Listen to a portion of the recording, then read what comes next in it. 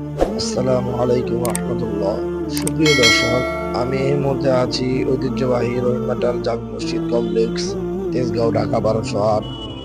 এর ভিতরে মসজিদের বাম পাশে সৌন্দর্য ঘেরা একটি কবরস্থান রয়েছে।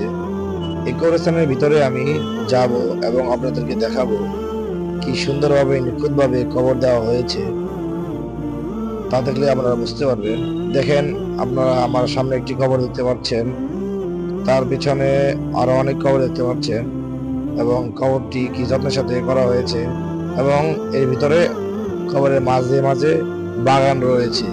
কি সুন্দর যে ঘেরা একটি কবরস্থান, মনে হয় যেন জান্নাতের বাগানের ভিতরে আছি। আল্লাহ তাআলা এই কবরবাসীকে জান্নাতুল ফেরদাউস দান করুন, সকলে আমিন বলুন। তো দেখতে পাচ্ছেন কি সুন্দর কবরস্থান।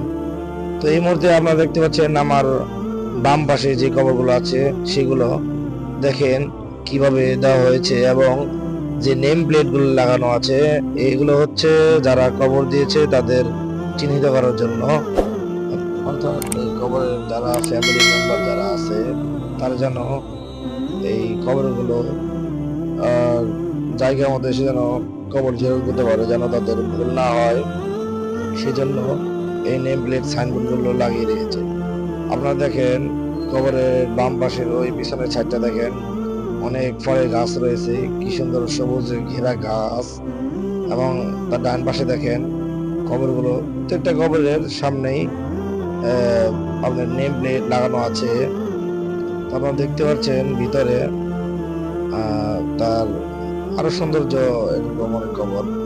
প্রত্যেকটা কবরের যত্নভাবে নেওয়া হয়েছে, কারণ কবরটা না ভাঙে এই জন্য কবরের উপরে পলি লাগানো হয়েছে। আমরা কবরের ভিতর দিকে যাচ্ছি, আমাদেরকে দেখাবো।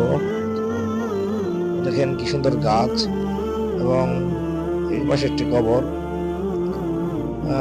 ভিতরে আরো রাস্তা রয়েছে। এই কবরস্থানের ভিতরে চতুর্দিকে রাস্তা রয়েছে, আপনি চাইলে ডান পাশে বাম পাশে ভিতরের দিকেও অনেক জায়গায় যেতে পারবেন, শেষ মাথায় যেতে পারবেন, কোনো সমস্যা হবে না আপনাকে।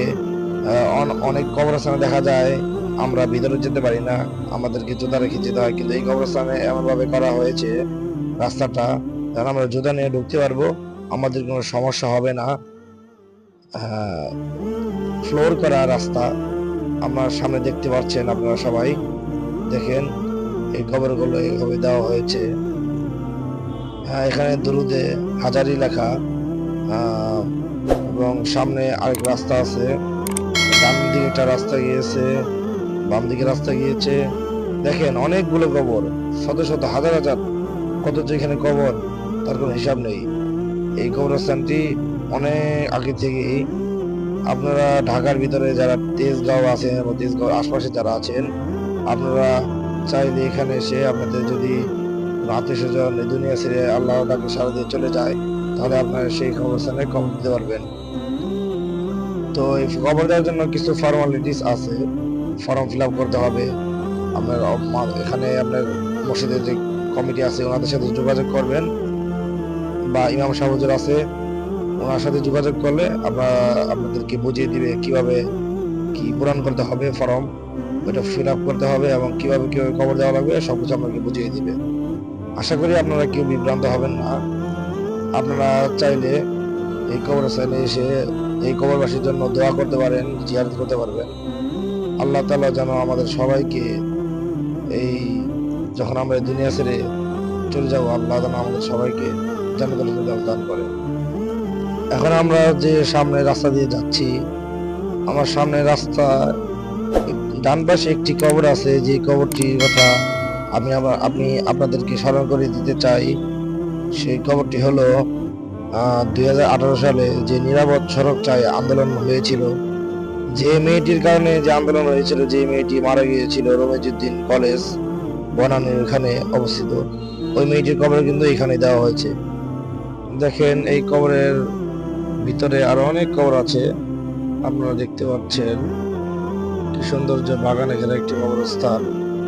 তো আপনারা যে কেউ আসলে এখানে এসে জিয়ারত করতে পারেন, এবং ঢাকার আশপাশে যারা আছেন এবং ঢাকার ভিতরে যারা আছেন তারা এই কবরে আপনাদের আত্মীয় স্বজন যারা আল্লাহর ডাকে সাড়া দিয়ে চলে যায়, তারা এসে এই কবরে কবর দিতে পারবেন। তো এই ছিল আজকের আমাদের এই ভিডিওটা। তো ভিডিওটা কেমন লাগলো সবাই লাইক কমেন্ট সাবস্ক্রাইব করবেন এবং আমাদের পাশে থাকবেন।